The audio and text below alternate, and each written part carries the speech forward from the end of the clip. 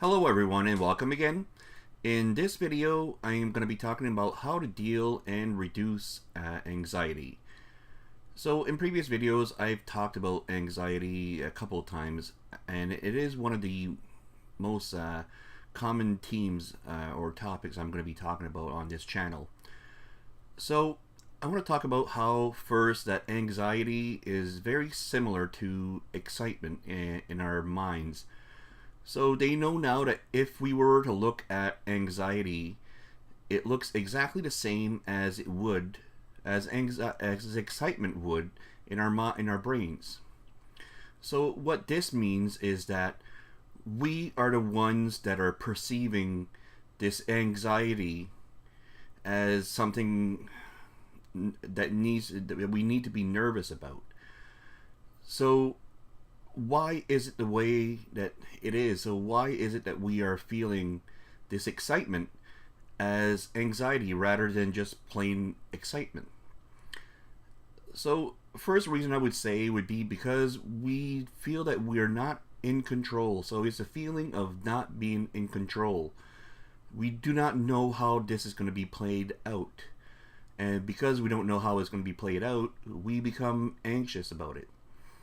So if it weren't for the fact that we feel out of control, we would probably be experiencing this as just excitement.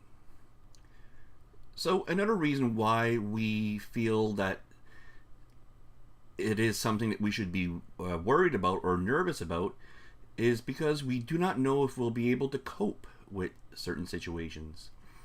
So let's say that we are anxious about something and we do not know if we can handle this, let's say, excitement, right? Because we don't know if we're going to be able to handle this situation or this event, we feel anxious about it because we don't know what to do with it. So back now to the control part. There are two solutions to not feeling anxious because we're out of control. The first one is the one that I would recommend, and it would be that we need to let go of the need to control. Now, of course, there are certain situations where we need some control, because otherwise we would totally feel overwhelmed. But the need to control things very fully, or the need to fully control things, is one thing that we should avoid. Because at the end, we cannot control things fully, completely. So that's the first thing that we can do as far as letting go of the control, is not wanting to control things. So the other solution to this would be that we need to find a way to gain control. And I'm going to be doing further videos on how we can do that. But for now, I'm going to say that I would prefer people that would go with the first route, which would be letting go of the need to control completely, as this will be a little bit easier than to try to gain control, because gaining control you'll need to basically acquire some skills, and you'll need to be confident in yourself before you're able to gain some control over whatever is making you anxious. Now back to the need to wanting to cope with this. So there's different ways that you can go about being to be able to cope with it. And I would say first of all that we would need to find a way to relax. A good way, a simple way, would be to breathe in deeply and exhale slowly.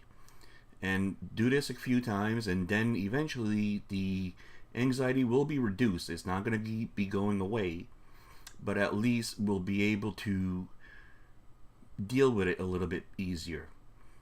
So a little bit further down the road, as far as the breathing, I would say try to learn to meditate.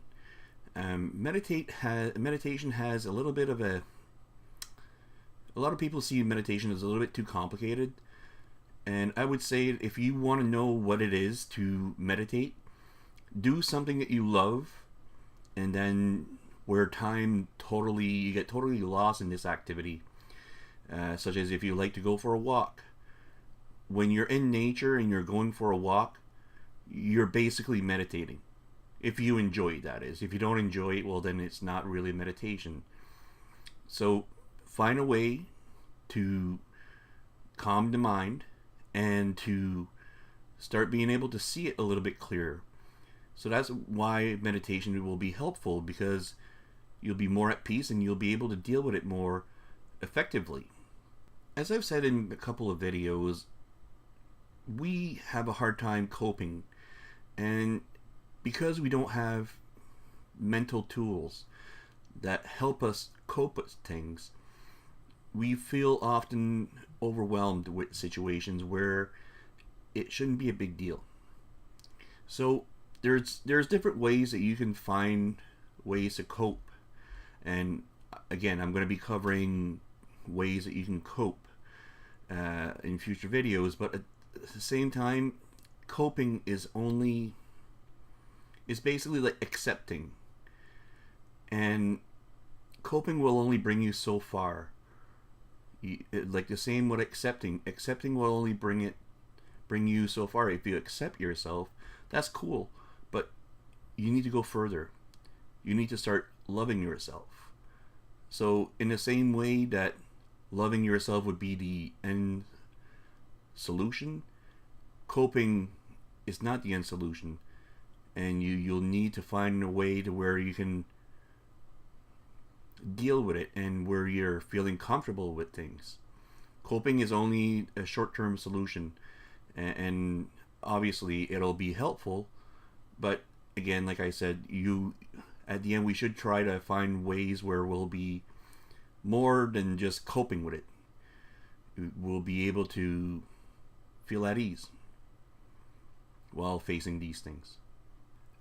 At the end, as I said in the beginning of the video, we are having a hard time dealing with the excitement, and the excitement is creating basically a nervous feeling. So until that we resolve the nervous feeling, which is in the mind obviously, we will be facing more situations where we will be anxious when we should have been excited. So as I said a little bit earlier, learn to meditate. That'll help quiet the mind. Breathing techniques will be a good ally as well, as far as being able to reduce your anxiety levels. But at the end, I believe that the most important one would be to have high self-esteem, or to be confident and secure in yourself. When you're confident and secure in yourself, then it'll be much easier for you to go through situations where you would normally feel nervous or anxious. Now I want to bring something to everybody's attention. Has anybody noticed that usually there's things that don't go together, such as like you can't love and hate at the same time? So why is it that we feel so? Anxiety is a mix of excitement and nervousness. So isn't it odd that these two emotions are mixed in and create a new sort of emotion? Because at the end, if you're excited, why would you be nervous? So, and that has to be with how we see things, how we perceive things. So until that we get to the root of why we feel almost contradictory emotions mixed in together, we will not get to the root of why we are feeling the way that we are. So we should explore why we're feeling these emotions, where it should be at the end only excitement, maybe with a little bit of here and there. It would be a little bit of a nervous feeling because you're not sure, but the nervousness should not be always mixed in with the feeling of excitement. It should only happen maybe a little bit here and there. So we need to find out why it is usually always entangled with the excitement feeling. Now finally, I'm going to be talking about something I didn't talk about in my article, and that is that we should try to increase our skill at facing situations that make us anxious. So if you get anxious when you talk in front of a crowd, you should try to improve your skill at talking in front of a crowd. Just because you will be increasing your skill, some of the nervousness will be lessened. And it's done in the same way when, if you can recall, when you first started playing sports, let's say baseball, when you first were trying to hit that ball, you were very, very nervous about it because you didn't know how to hit it, or you weren't skilled at hitting the ball. And eventually you became better at it. Because you became better at hitting the ball because of experience, you had less anxiety or nervousness behind facing that situation. And the same needs to be applied to your life in general. If we can do that about every problem that we have, then the anxiety and the nervousness will be eventually eliminated until that you feel totally comfortable. In the same way that pro baseball players probably have nerves of steel, with the exception of when they're really in a very stressful situation where they absolutely need to hit the ball at this point, or their season is over. So normally that would not be a common experience because it's not every game that's a must win or a must hit throw that you must accomplish. So the sports athletes, they are showing us something. They're showing us that once you get accustomed to something and you improve your skill at it, then nervousness usually takes a backseat, very much a backseat, and we are able to focus more. We're able to perform better because there's no nervousness there. Once the nervousness kicks in, some people strive under pressure, while others really, really falter. So I'm going to end by saying that I believe there's a good reason why we get anxious when we should feel excitement. And that is to do that we, deep down inside, do not believe that we deserve we do not deserve this excitement. And because we don't deserve it, something's going to go wrong. Now this is just a theory, but since that I've experienced anxiety most of my life, I believe it played a big part in my anxiety, and it probably does in many other people. So keep that in the back of your mind, that it is a possibility that we feel that we do not deserve it, this excitement, and we become nervous because we don't feel that we don't deserve it. So something's going to happen that we're not going to get this excitement feeling. So we're not going to end up going on that trip. We're not going to have this relationship go somewhere. So keep that in the back of your mind. So I'd like to thank everybody for watching, and if anybody has any comments or questions, please feel free to leave it on my YouTube or on my Facebook. I'll be leaving a link to my article on the YouTube description.